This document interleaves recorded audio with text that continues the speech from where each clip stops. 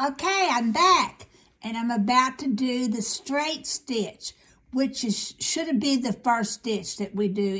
That is the truly basic sewing stitch.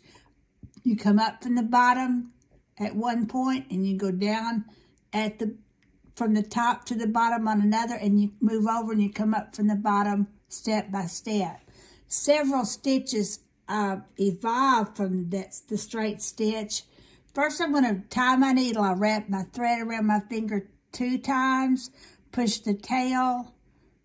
And let me tell you something about my dirty fingernails. I'm an avid gardener, and I was just out in my garden. That's going to be true every time I do a video. And if I spend enough time to get my fingernails clean, I probably never get this done. But remember how we have to push. We're going to come up from the bottom where the fabric is not marked to hide the knot. The thread's knotted, so we push up at the beginning of one stitch, pull it over,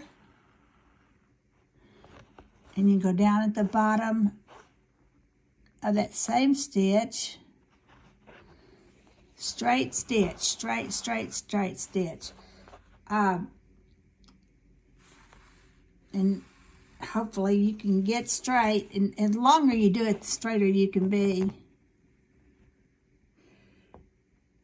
But it's very simple with these printed fabric, because all you got to do is follow the lines.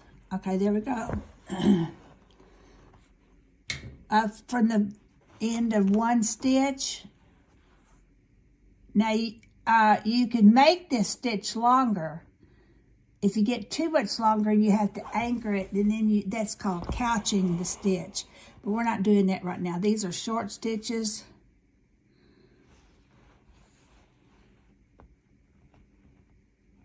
Up from the bottom.